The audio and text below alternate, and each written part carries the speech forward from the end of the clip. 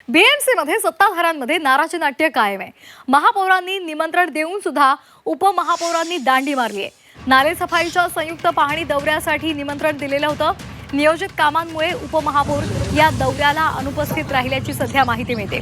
आताची महत्त्वाची बातमी आपण पाहतोय। बीएमसी मध्ये सध्या सत्ताधाऱ्यांमध्ये नाराजी नाट्य कायम असल्याचं दिसतंय। मनश्री पाठक आमच्या प्रतिनिधी आपल्यासोबत जोडल्या गेलेल्या आहेत। मनश्री, गेल्या वेळेला महापौर एकट्याच पाहणी दौऱ्यासाठी गेलेल्या होत्या आणि त्यानंतर उपमहापौरांनी नाराजी बोलून दाखवली।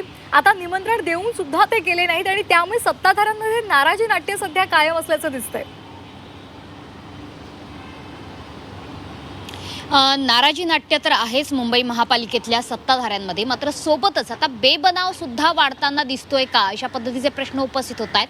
कारण जसं तू म्हणालीस की उपमहापौर संजय घाडी आणि महापौर ऋतू तावडे यांचे आतापर्यंत वेगवेगळे नालेसफाईचे पाहणी दौरे होत होते।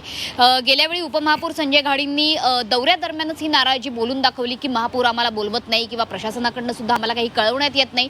त्याच्यानंतर आजच्या पाहणी दौऱ्याला हा संयुक्त पाहणी दौरा आखला गेला महापौर आणि उपमहापौरांचा। मात्र त्यावेळी उपमहापौर संजय घाडी हे जाणीवपूर्वक अनुपस्थित राहिले का, असे प्रश्न सध्याच्या घडीला निर्माण होत आहेत। आणि सगळ्यात महत्त्वाचं, केवळ नालेसफाईचा पाहणी दौरा त्याच्यावरची नाराजी ही केवळ एक निमित्त आहे, मात्र यापूर्वी सुद्धा अशा पद्धतीची नाराजी, अशा पद्धतीचा बेबनाव बघायला मिळालेला आहे। अगदी सिने स्टार अक्षय कुमार यांच्या उपस्थितीत मुंबई महापालिकेत जो एक कार्यक्रम झालेला होता त्या ठिकाणी सुद्धा प्रोटोकॉल पाळला गेला नाही, अशी नाराजी अगदी उघड पत्रामधून बोलून दाखवली गेली होती शिवसेनेकडून।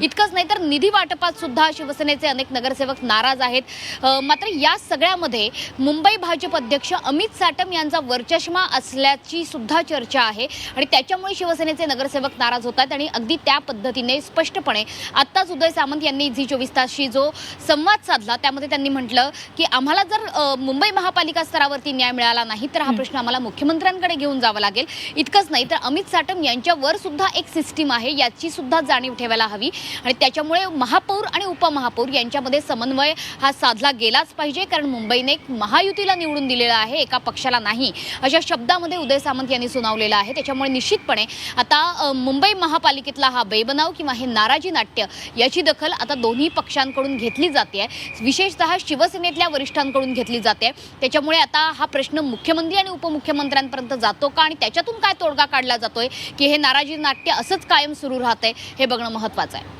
अगदी मनश्री, जसं तू पडद्यामागे नेमक्या काय घडामोडी घडतायत त्या संदर्भात सविस्तरपणे सांगितलेलं आहे आणि त्यामुळे खरंच आगामी काळात याचे काय पडसाद उमटतात हे पाहणं सुद्धा महत्त्वाचं आहे। धन्यवाद दिलेल्या सविस्तर माहितीसाठी।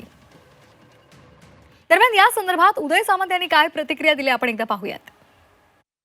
वेळा आता मी उपमहापौरांची स्टेटमेंट मी बघितली स्वतः, मी आज त्यांच्याशी देखील बोलेन, वेळ पडल्यास महापौर मॅडमशी देखील बोलेन, अमित साटम साहेबांशी देखील बोलेन। पण समन्वय असणं हा गरजेचा आहे। ज्या विश्वासानं मुंबईकरांनी महायुतीला निवडून दिलं आहे, कुठच्या एका पक्षाला निवडून दिलेलं नाही, तर महायुतीनं आपण सगळ्यांनी एकत्र काम केलं पाहिजे, हीच भूमिका संजय घाडींची देखील असली पाहिजे आणि महापौरांची देखील असली पाहिजे। आणि त्याच्यामध्ये वाद असं म्हणणार नाही, पण जर समन्वय नसेल तर आम्ही जे काही समन्वय समितीतले लोक आहोत तो आम्ही नक्कीच समन्वय त्यांचा घडवून आणू।